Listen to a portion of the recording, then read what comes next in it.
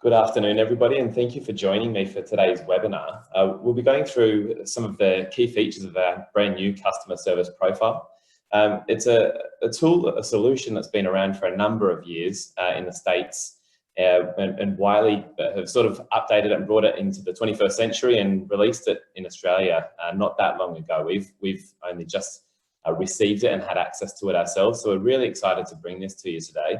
I might give it just about 30 more seconds and allow for the late joiners to arrive before kicking this off. So strap yourselves in. Hopefully you'll learn some things over the next 45 minutes.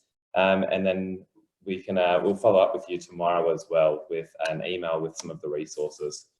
So I'll be right with you.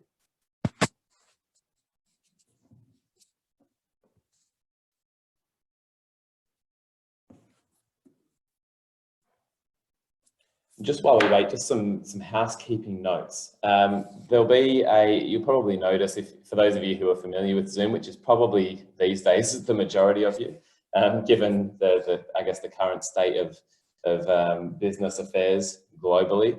But there is a Q&A box and there is also a chat box. So if you could just keep any tech issues, any tech suggestions, you know, be it sound or the picture quality, or maybe there's a lag, keep that to the chat box. Any questions in regards to the profile itself, the solution, or anything specific to Integro's offerings, if you can keep that to the Q&A.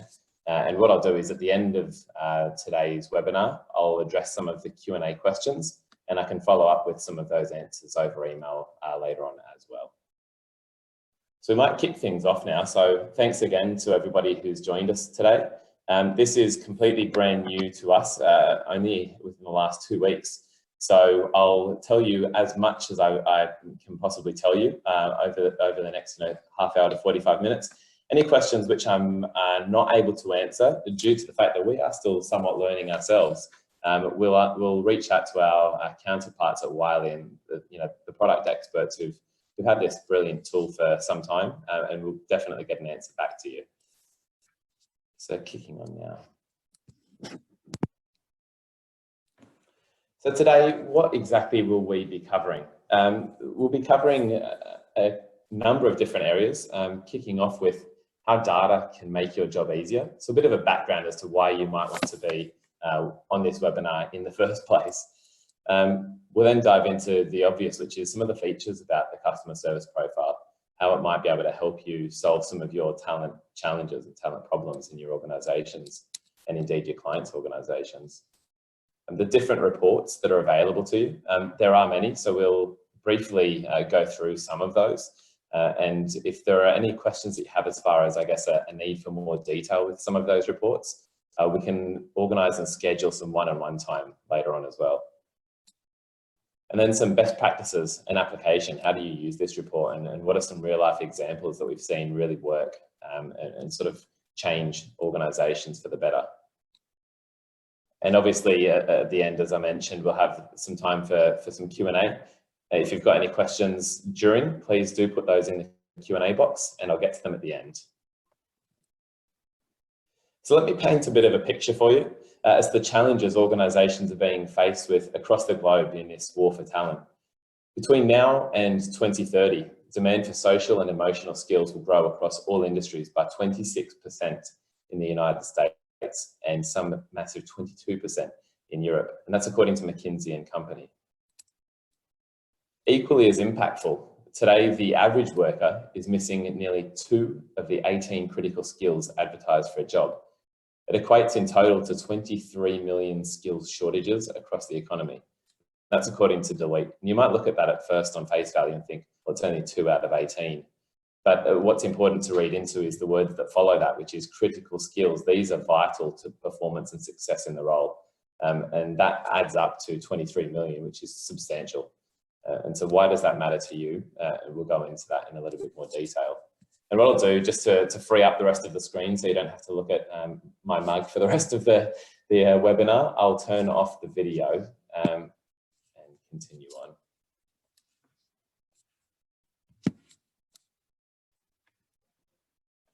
So how can data help to make your job easier? And there are really 5 key points that I'd like to spend some time over the next 45 minutes explaining. These are the challenges that organisations are facing in the war for talent globally. But given you've joined the webinar, my feeling is that you've probably got a pretty solid understanding already as to what the challenges are. So instead, I'd like to take some time to walk you through one of the many solutions we're able to offer you here at Integro, and that is the customer service profile and the impact that this can have on your organisation, but also, I guess, really more importantly to you, on your team and on your role specifically. Beginning, as I've sort of displayed in front of you, these 5 points. So the first being increasing the quality of hire. You want to make sure you've got the right person in the right job and that they're going to be, I guess, geared towards success. The second is improving the candidate experience. There's a number of reports that will improve on the existing candidate experience that you have already. One of those being the feedback report, which is really, I guess, it's a good employer branding tool and provides the candidates with something back for the time that they've given to complete the assessment. The third is removing unconscious bias, which is all the talk and all the rage at the moment within the recruitment space. How can we get further down the line to having zero bias in our decision-making process, particularly when hiring and bringing on board new talent, looking to increase diversity and inclusion within our organisations.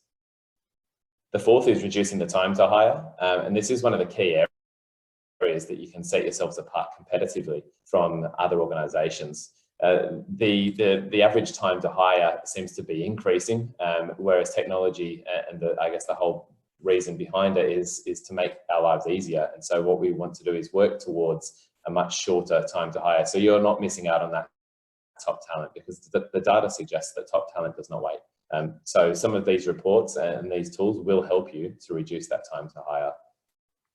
And the fifth point, definitely not last but least, is reducing turnover with increased job fit. So once you've got those quality hires in your organisation, in your clients' organisations, you want to keep hold of them. The way that you do that is by increasing job satisfaction, passion for the work that they're doing, and that's by matching the person to a job that's best suited to them.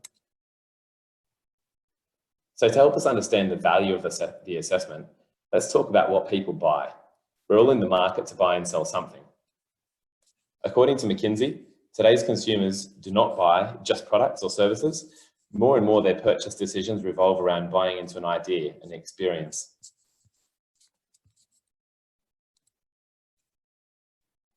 When we buy, we as customers have certain expectations about the product or service and about the experience as a whole. The customer expectation nowadays is to receive exceptional quality, personalised, connected, and fast engaging experiences. In parallel, the seller's main goals are usually focused on creating brand recognition, customer loyalty, and minimising risks and costs involved with those. The best results are attained when the two standards are aligned. The ability to effectively deliver a superior customer experience is a competitive differentiator that requires skilled and aligned customer service teams that allow companies to create and live up to those gold standards of customer service that we all aspire to. So, how can companies today, how can your companies and your clients' companies deliver superior brand experiences, win customer loyalty, and differentiate from competition whilst maintaining low costs? Enter the customer service profile. It's a powerful assessment that provides you with helpful information to identify and develop people with the traits and skills to excel in customer service roles. The CSP helps organisations concretely define what outstanding customer service means for them, and as a result, leads to increased customer loyalty, maximised brand recognition, and minimising those costs of bad hires. With our solution, you can really deliver outstanding customer service experiences, and as a result, increase customer loyalty and brand recognition, and work towards achieving those 5 key areas that we discussed earlier. So let's take a bit of a closer look at the assessment itself. The customer service profile is a 40-minute assessment used primarily for selecting, onboarding, and managing employees in customer-facing roles. It can be used for general customer service positions or for tailored for specific and specialized industries, such as hospitality, healthcare, financial services, and the obvious, which is retail. The customer service profile has two sections. In section 1, we measure job fit. And in section 2, we measure what we call the company service perspective. We're going to take a look at them in much greater detail throughout this webinar. And again, if you do have any questions, I'd love to answer them. So please pop them in the question and answer box, and I'll save some time for the end of the webinar to get to those. So let's begin by digging a little deeper in section 1. So that is the job fit section, where we measure the person's fit with a specific customer service-based role on 6 customer-centric behavioral traits: trust, tact, empathy, conformity, focus, and lastly, flexibility. In addition to that, we do also look at some proficiencies, both verbal and numeric ability. And again, we'll explain those in a little bit more detail throughout this webinar. So job fit, just to I guess, give you a bit of background and paint a bit of a, I guess, a bird's eye view and picture for you, is the degree of congruence between an individual's behavioral traits and proficiencies in the job in relation to the open position. So when a person's characteristics fit those required by the job, the organization benefits from a good job fit. When you measure talent through the lens of job fit, you have in-depth information to match candidates or incumbents with roles where they are likely to perform at their full potential. Predicting job success is the key here. It leads to less turnover, money saved, increased productivity, amongst many other things, as we did highlight earlier. So as we move into the description of the scales, let's stop for just a minute to understand a few important things. Although we won't cover the full statistical background of this in detail, for 2 key reasons. One is we don't have the time, and 2 is I am definitely not the person to be walking you through that, and my results of my customer service profile would tell you exactly that. We will give you a brief background and understanding as to some of the science and the data that goes into this customer service profile. So scores are given in a scale from 1 to 10. 1 is definitely not bad and 10 is not good. So the extremes are 2 different expressions of the trait. The numbers tell us that this is a normative assessment.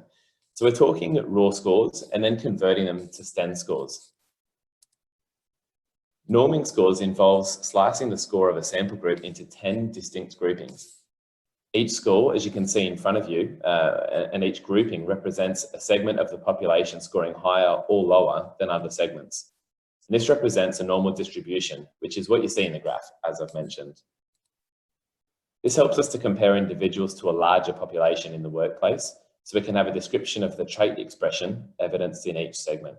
Essentially, it makes it easier for you to gauge whereabouts does this person sit in comparison to the greater population that we're looking at for the role.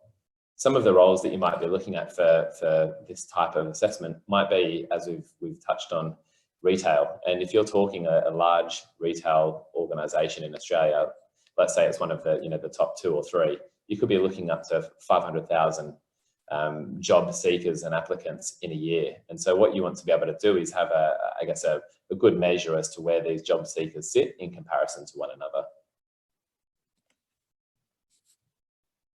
So let's take a look at each one of these scales that we measure with the customer service profile. So in section 1, we look at job fit, and we're going to start here with the behavioral traits. So the first scale that we do measure is trust, which you can see in front of you right now. We measure trust as the tendency of always believing that other people's motives are true and honourable. Remember that high scores are not good and low scores are not bad. It will depend on the type of service that you're wanting to provide and also the role which you're hiring for. So for example, you might look to recruit a frontline service worker to be more trusting than a customer service coordinator who manages escalations. When you see scores in the higher end of the scale, you'll be looking at someone who tends to accept customer statements. They're optimistic and relatively unquestioning. So the type of person who would commonly think that the customer is always right, even when they perhaps might not be. When you see scores conversely on the lower end of the scale, you'll be looking at somebody who tends to be more questioning, someone who might express concerns and doubts when interacting with that customer. They're probably not going to take things at face value, and they might be more skeptical. The second scale is tact. So we measure tact as the ability to state a position and communicate opinions without unnecessarily offending others. So when you see scores in the higher end of the scale, so to your right, you'll be looking at someone who tends to use a discreet and diplomatic approach when communicating. Conversely, when you see scores in the lower end of the scale, so on your left, you'll be looking at someone who tends to be more direct and more forthright. So in a real life situation, to give you an example, you might want to have a frontline customer service rep who is more on the diplomatic and restrained side. So let's say a 7 or an 8, to make sure that their first approach, their natural inclination with the customer is to be diplomatic.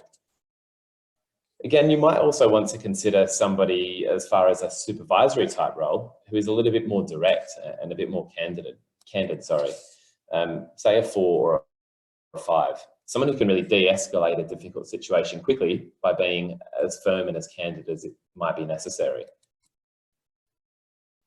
And again, just an important note to make here is we will dive into the customer service perspective that sets your organisation apart from others. So these are, I guess, stereotypical examples and definitely not a cookie cutter approach as to how you should be judging candidates. What this aims to do is provide you with data for you to then use and apply to what makes your organisation successful as far as customer service. To that point, the next scale that we will look into is empathy. So bearing that in mind, look at this through, I guess, the lens of your organisation. We measure empathy as the tendency to understand the situations and feelings of others. So we could say it's the ability to walk in someone else's shoes. When you see scores in the higher end of the scale to the right, you'll be looking at somebody who can easily relate and understand the customer's feelings and their position. These individuals tend to demonstrate compassion.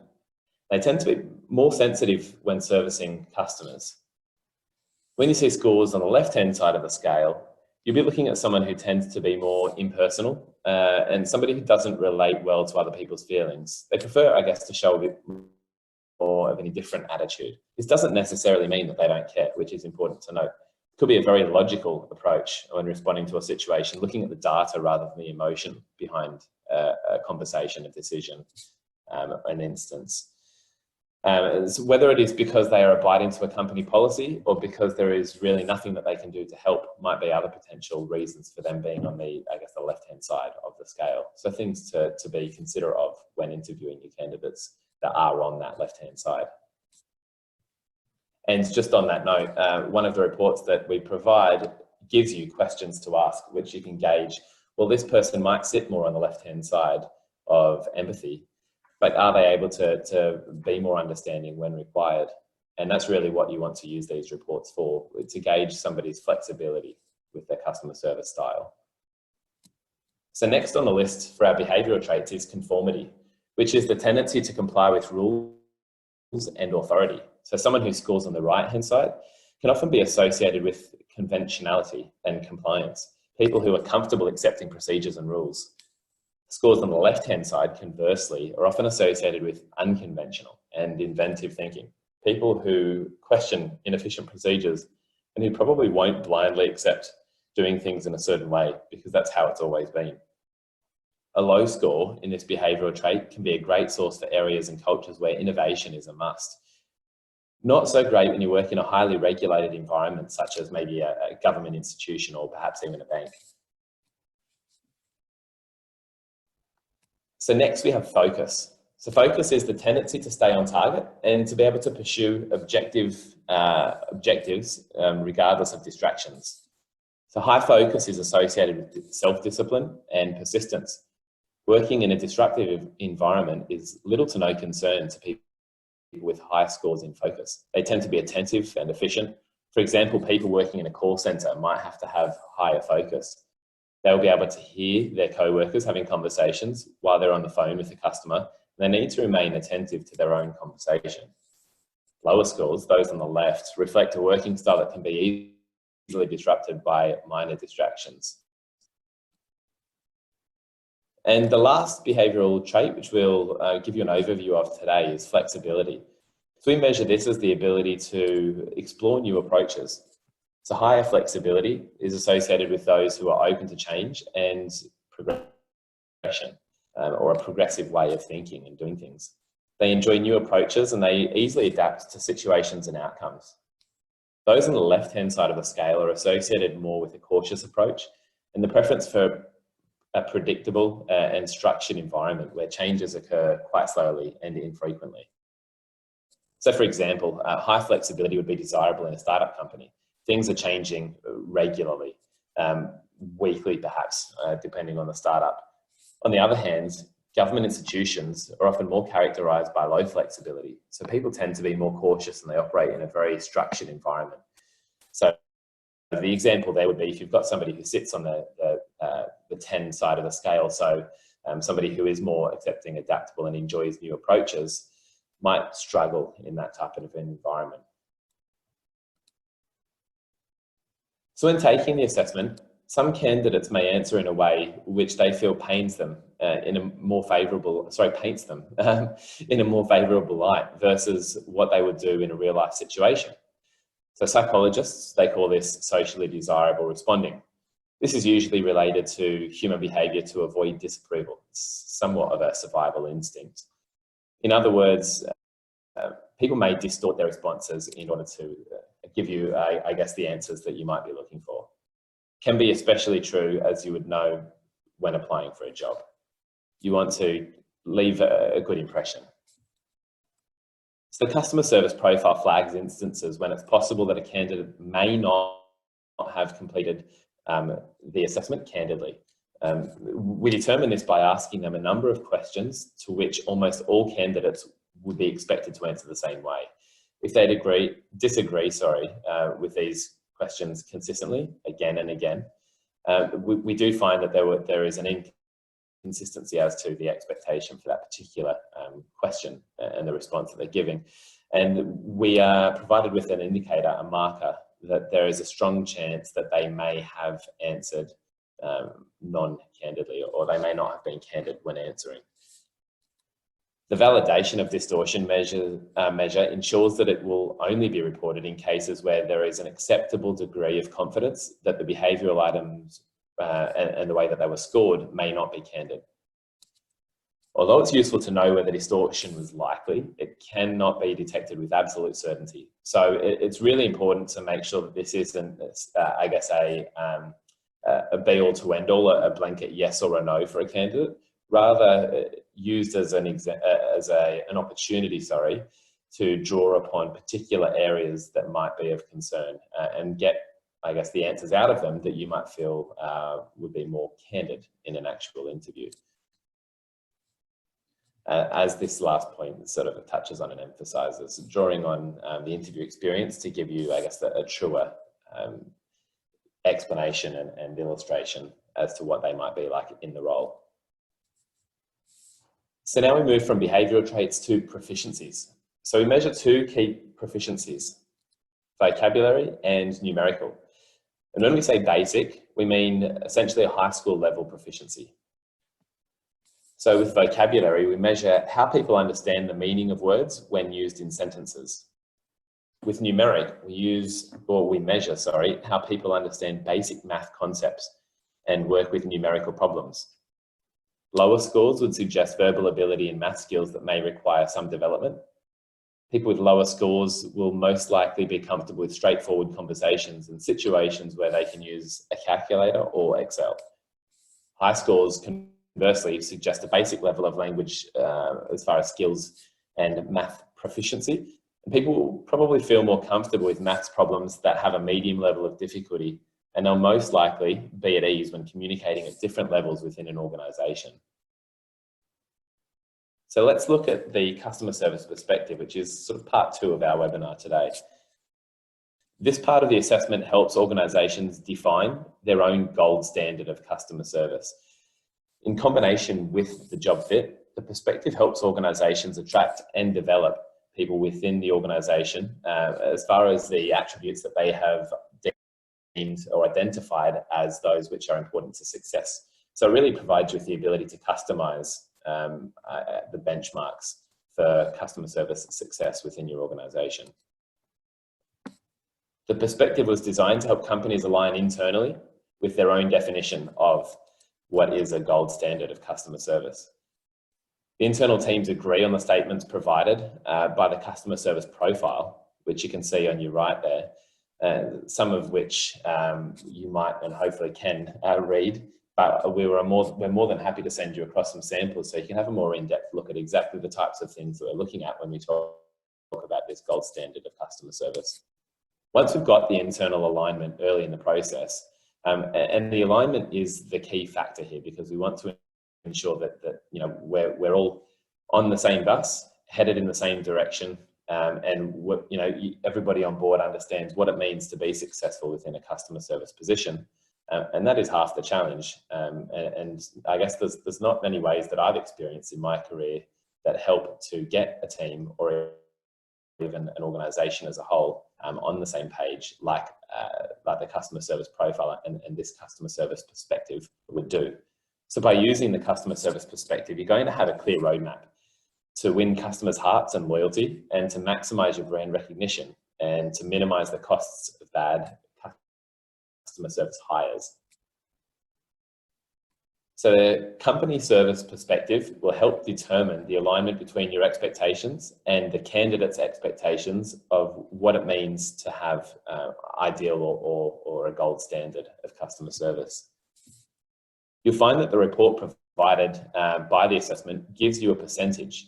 This will be to the degree of alignment between the individual's perspective on providing service to the customer and the perspective which you've all aligned on internally in your organization. The higher the score, the higher the alignment.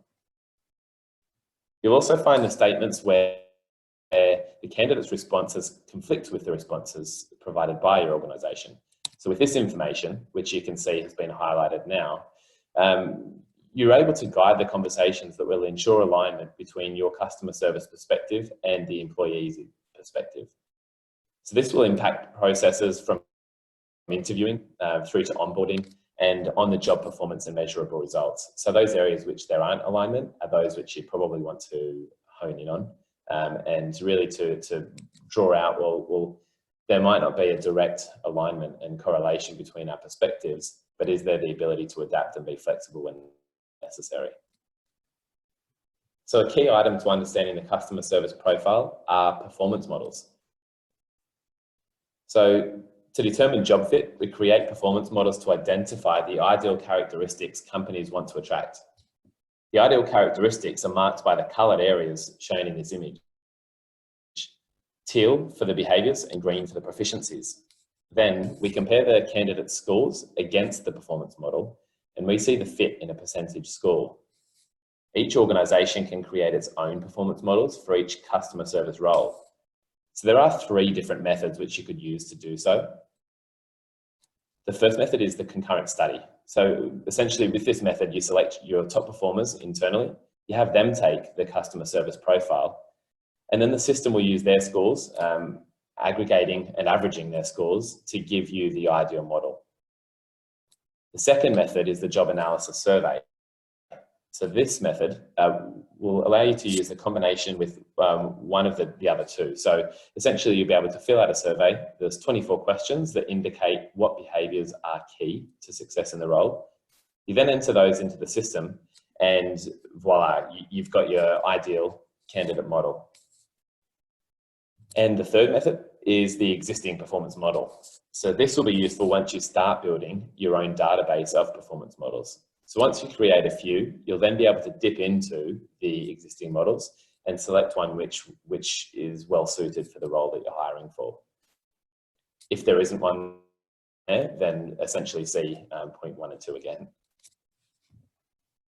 The customer service profile helps you along the way to understand the performance models. For this, you will get 3 performance model reports. The first is the performance model description. This will give you a description of the traits you're looking for in your ideal candidate. It will cover all 6 behavioural traits.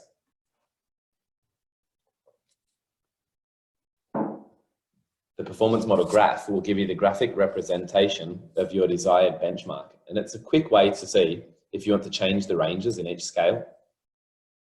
It includes the behaviors and the proficiencies. And the third is the concurrent performance model overview. So this report will only be generated when you create a performance model with the concurrent study method. So just to recap here, you have two pieces of information that will compare the candidate with your company's expectations. The first is the job fit. So you have the ability to create your performance models and compare the candidates to your own benchmark, which will be highlighted in the areas you can see on the left-hand side of your screen. You have multiple performance models, one for each role. The second is the customer service or the company service, perspective. So to create this one, you have to make sure your teams are aligned internally first to determine what a gold standard means as far as customer service to your organization. Your company then answers the 50 statements in the perspective, and the candidate answers the exact same 50. You can only have one per organization, one company service perspective, and you then get an indicator as to the alignment between yourselves and the candidate. Once the assessment's completed, you do have the ability to generate multiple reports. So not just a selection report, which we have alluded to so far in the webinar, but there are many more. So let me dive briefly into those and give you an understanding as to, I guess, some of the solutions that the customer service profile provides you. So the reports are designed to guide all users through the entire planning, hiring, and development process of the employee lifecycle. So what will you receive when you complete, or when your candidate completes, a customer service profile? You'll receive a selection report. You will receive an individual report. There's a coaching report as well. Not to mention the customer service alignment report. And last but not least, the customer service perspective. So you'll find that all terminology is defined in each report. So there's really no need for interpretation beyond the report itself. So we'll have a little bit of a look at these in a bit more detail. Selection report being the first. So the comprehensive selection report is the primary report to use when looking to make hiring decisions. It provides one candidate's results in a graph and narrative form and compares those to a single performance model. It gives you the overall job fit. So you can determine how well the candidate adjusts to the specific model. The report includes suggested interview questions to help the interviewer dig into the areas where the candidate falls outside of the performance model. It's very useful information for when you have colleagues who are the hiring managers, but are not trained necessarily in interviewing candidates. Provides them with objective data to really dig deeper into this candidate's potential performance once in the role. You find it provides suggestions, so the interviewers feel far more comfortable when asking the interview questions, and they can really hone in on the detailed information that they've been given. The next report is the individual feedback report. Another term which I've given this one is an employer branding report, and I'll explain why as we go on. So in this one, there are no scores. All results are written in a relatively favourable way, so it's safe to share with the applicants. Enter the employer branding side of things. This is a report which is able to be given to candidates irrespective of whether they've been offered or dispositioned. My experience and the feedback from clients is that it is a brilliant tool to hand to those, even if dispositioned, because it is not a short assessment to complete, being 40 minutes. Usually it is also followed by another interview. And if it gets to the decision and whether or not they get offered or dispositioned, it's really important to show them that you appreciate their time. You are, valuing their growth and their progression. And if that's outside of your organization, you still want to see them do well. It's a really good tool to ensure that this person thinks favorably of your organization, and particularly, if they're looking to use you as a customer themselves, or maybe even down the line, reconsider you as an employer again. The coaching report can be used throughout the employee lifecycle. It can be used for onboarding, coaching, training, and development. It provides one individual's results in graph and narrative form against a single performance model. So the report does include coaching tips, and these can support new managers especially, so they can understand how to onboard and motivate employees to perform their best. I've also seen it quite useful where there might be a misalignment between existing employees and managers, and really helping to get them on the same page, because the data, the answers that are provided are self-identified by the employee. And so really there can be no way for them to disagree, because they were the ones that answered the questions. And so it can be a good way for them to properly highlight areas where they align and areas where they might not, and how they can work on that with some coaching tips. So the customer service perspective is the section of the report that shows you the percentage of alignment between the company and the candidate's expectation for great customer service. So the assessment takes the candidate through the same statements your company responded to internally and compares the candidate's responses to those organisation standards. This is the part of the report that serves as a great tool to guide both the interview process, but also to guide the training and onboarding, as it shows you specifically in which areas the candidate is aligned and where they are not. So the customer service alignment compares common industry-specific perspectives for customer service with those of your company. The industry-specific section refers to the possibility of using different customer service profile versions, and some of those that we offer include hospitality, healthcare, financial services, and retail. So it can also display the percentage of a selected group from your company who don't agree with the perspective determined by the organisation, which can be quite insightful. For this report, you can select the people who you want to compare and segment it by teams or even functional groups. It can be a great tool to help develop training teams or training programs to make sure your teams have a better understanding of the organisation's expectations for what exactly it means to provide outstanding customer service. And it can also serve as a measurement to complement internal KPIs and help teams attain a higher level of performance results. So in addition, if you wanted to compare multiple candidates, you'll also have access to the candidate matching report and the multi-job match report. So you can match multiple candidates to one individual role, and you can compare one candidate to multiple roles. So the good news, once the assessment is scored, you can generate any of these reports at no additional cost. So it is a key differentiator from the customer service profile to a number of the competitors out there, where it is only one assessment and a one-off cost. You can call that, I guess, a per candidate cost, and then unlock any of the reports which we've just briefly walked through. So just to recap here, some of the areas that the customer service profile will aim to, I guess, to benefit your organisation or be it your client's organisation, increasing the quality of hire, and we've seen how you can do that by using the selection report. Improve the candidate experience, so that's your employer branding, so the feedback report would be brilliant in doing so. Removing unconscious bias, this can even be, I guess, not so much the hiring bias, but even the bias with how managers manage and coach their teams, and that can be done through the coaching report, which you saw. Reducing time to hire, and that's by coming into alignment with the organisation as to what a gold standard looks like, what a top performer looks like.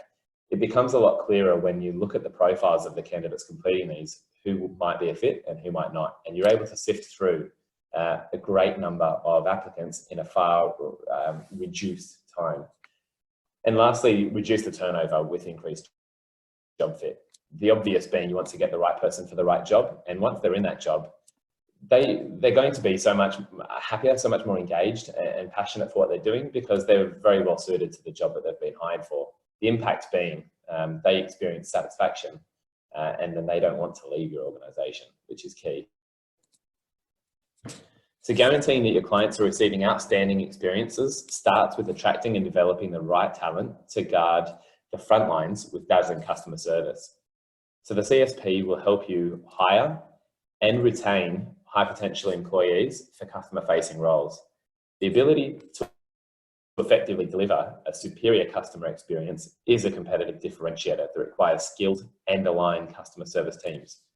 Using the CSP, companies can use reliable and objective data to create teams who will overperform and increase productivity.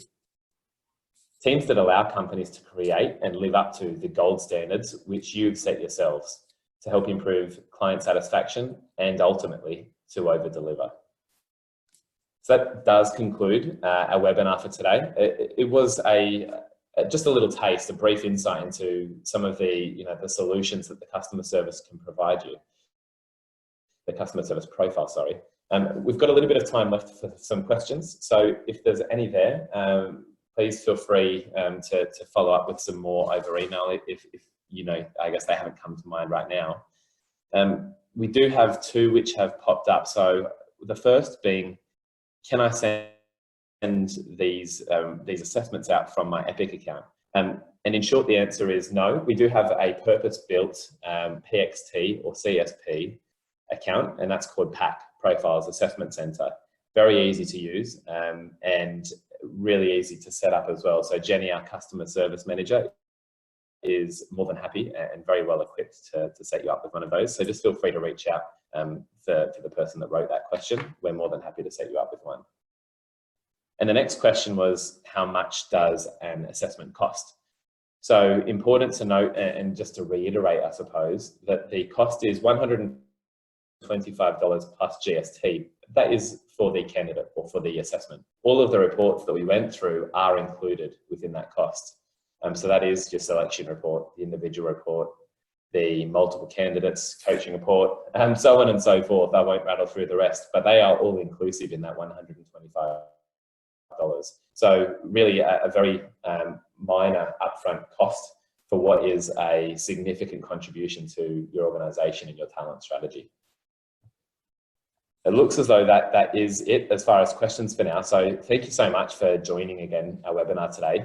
Jenny will send across an email tomorrow. It will have the recording and maybe some resources for you as well, including a sample. So once you've had a flip through that sample, I'm sure you'll have some more questions, and feel free to reach out to us. We'd love to chat. Thanks again, and enjoy your Thursday and have a great weekend.